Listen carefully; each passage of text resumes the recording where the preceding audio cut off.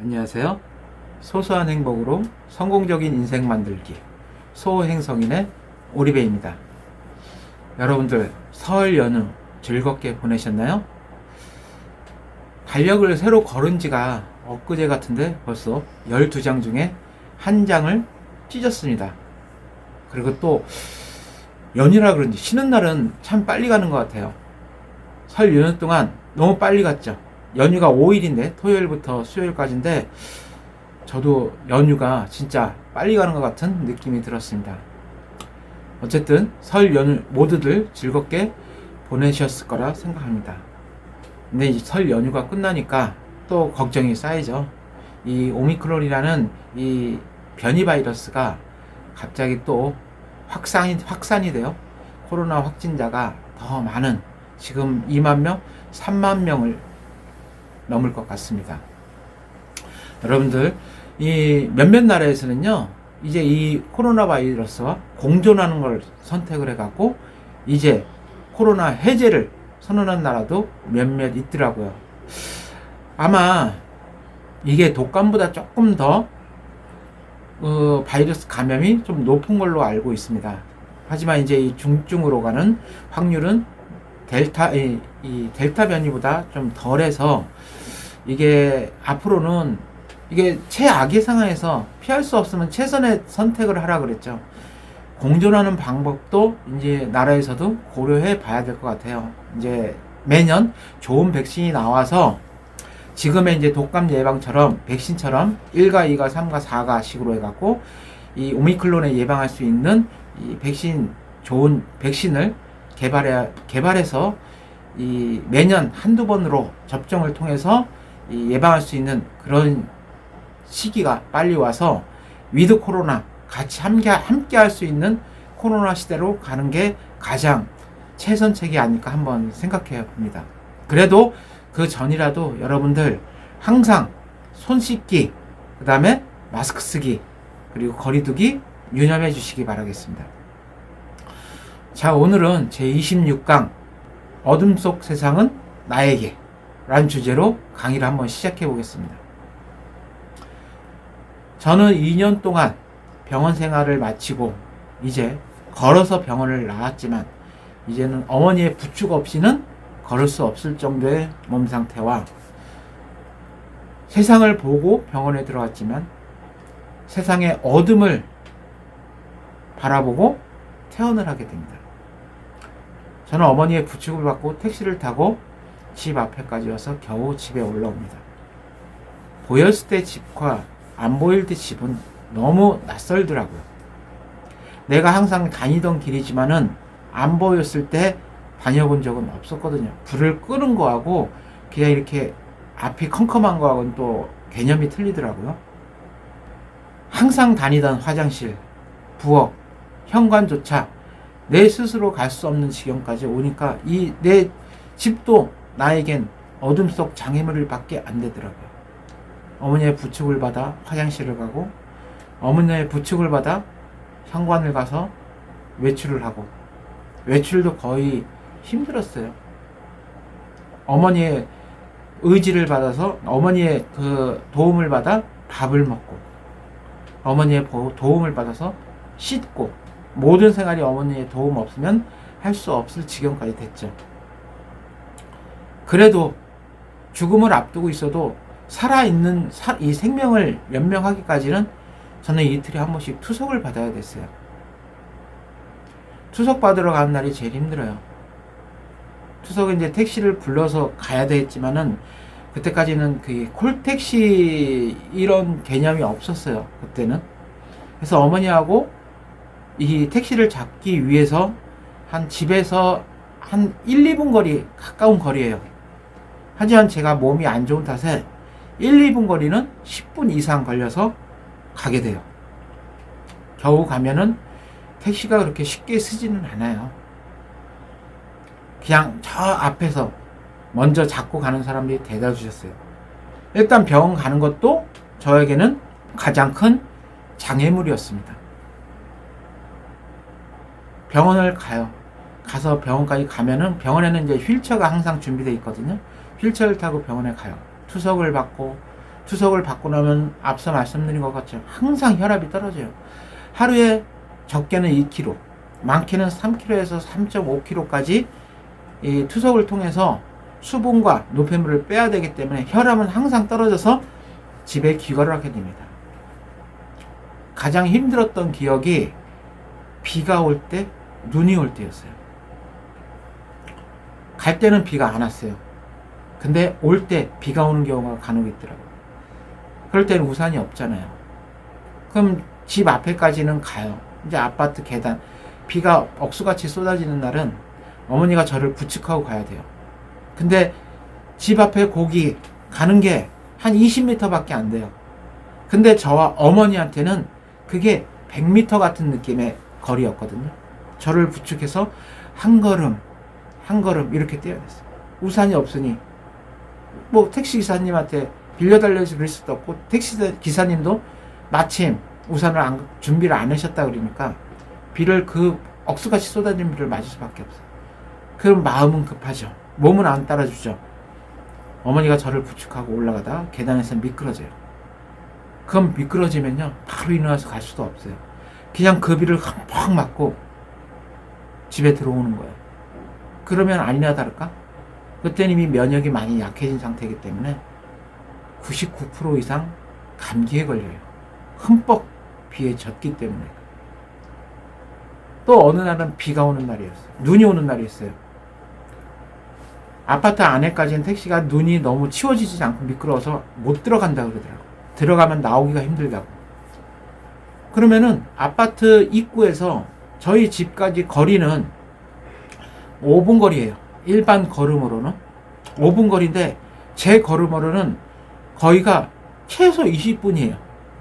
근데 눈까지 왔기 때문에 제발 기사님, 저희 아이가 이러니까, 몸 상태가 이러니까 좀 안에까지 데려주세요. 이거는 하소연을 해도 기사님이 들어주질 않더라고요. 너무 서러웠어요. 그럴 때. 그래도 입구에다 딱 내려주고 가시는 거예요. 그 어머니하고 저는 한쪽에는 우산을 들고 한쪽을 저를 부축하고, 제가 그래도 키가 180이거든요. 몸무게 그때 당시는 이제 50kg 중반 후반이라도 큰 아들을 어머니 혼자, 60kg대밖에 안 되는 어머니 혼자 부축을 하고 온다는 게 쉬운 게 아니에요. 그래서 눈이 그날 너무 많이 와갖고 많이 쌓였어요. 문제는 이제 이 도로하고 이 인도하고 이렇게 올라가는 난간 있죠. 거기도 눈이 쌓이다 보니까 거기에 잘못 뛰어서 넘어져 버리는 거예요. 바로 일어나지도 못하죠. 그때 저는 어머니하고 끌어안고 펑펑, 눈보다 더 많이 펑펑 눈물을 쏟곤 했습니다. 겨우 눈물을 참고 일어서면은 또 한 발 그 추운 날씨에 미끄러운 길을 가다가 또 넘어지고 수차례 넘어져요. 그래도 일어나고 또 걸어가고, 그렇게 평소 20분 거리에 오던 거를 40분, 거의 1시간 가까이 걸려서 집에 도착합니다.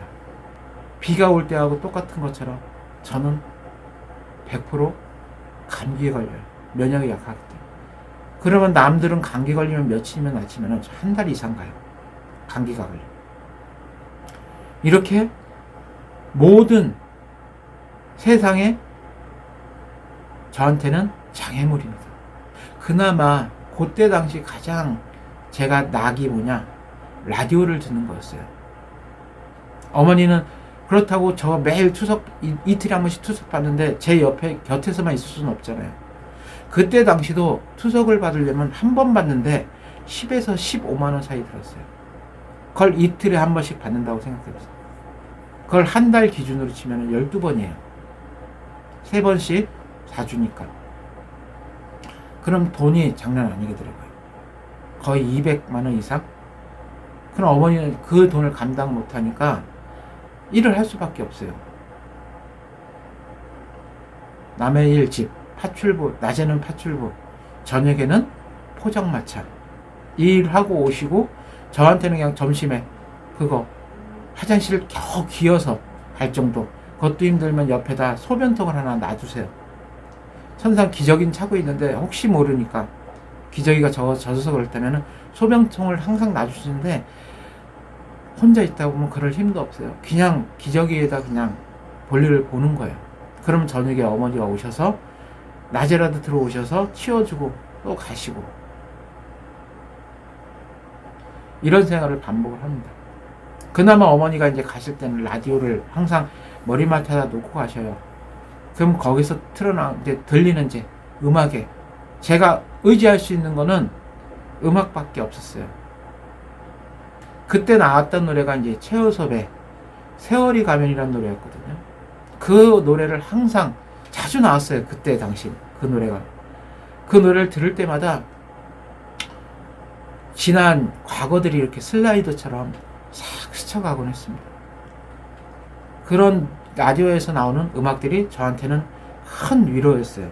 그나마 제가 세상과 소통하는 방법은 라디오밖에 없었습니다. 여러분들의 장애가 무언가요?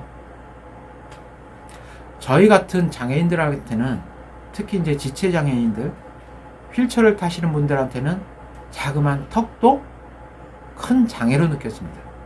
지금은 그나마 많이 복지가 발달되면서 많이 좋아졌어요. 계단이 많이 없어지고 비탈길로 많이 바뀌기도 했죠. 저희 같은 시각장애인들한테는요, 세상의 모든 것들이, 거리에 있는 모든 것들이 장애물입니다. 하지만 여러분들과 저희 장애인들에게 가장 공통점으로 느껴지는 장애가 한 가지 있어요. 그건 바로 선입견과 편견이에요. 여러분들도 사회생활하면서 장애인이 아니라도 일반인들한테도, 일반인이라고 하는 게 아니라 정한인들, 저희가 느낄 땐 정한인이죠. 이 시력이 멀쩡하신 분들을 저희는 정한인이라고 그러거든요. 일반 주위 분들한테 장애는 선입견과 편견이실 겁니다. 요즘 왕따니, 그 다음에 직장 내 괴롭힘, 이런 것도 다 선입견, 편견에서 나오는 행위들이에요. 진짜 장애는요, 신체적 장애가 아닙니다.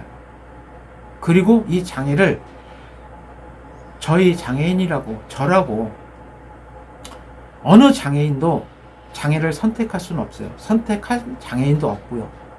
살다 보니까 예기치 않게 장애를 입은 거기 때문에 이거를 장애라고 하기엔 좀 그래요. 그리고 여러분들도 예외일 수는 없습니다. 세상에 가장 큰 사회적 장애는 선입견과 편견이라는 거 생각하셔야 됩니다. 근데 이 선입견과 편견은 사회가 만든 걸까요? 아니에요.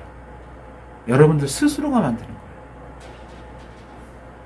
우리 장애인들 뿐만 아니라 여러분들에게도 진짜 장애는 신체적 장애가 아닙니다. 마음의 장애죠. 여러분들 한 주 동안 진짜 역지사지의 마음이라는 말 아시죠? 역지사지. 상대방 입장에서 한번 생각해보세요. 여러분들 이번 주만이라도 역지사지의 마음으로 세상을 한번 바라봐 주셨으면 좋겠습니다. 진짜 장애가 무엇일까? 만약에 저 사람들이 내 가족, 내 형제라면은 과연 그런 시선으로 바라볼 수 있을까? 이거 하나만 생각하신다면은 여러분의 인격이 한층 더 상승되실 거라고 저는 생각합니다. 자, 여러분들 이번 한 주도 순간순간 행복하시고요. 저는 또 다음 주에 다시 찾아뵙겠습니다. 감사합니다.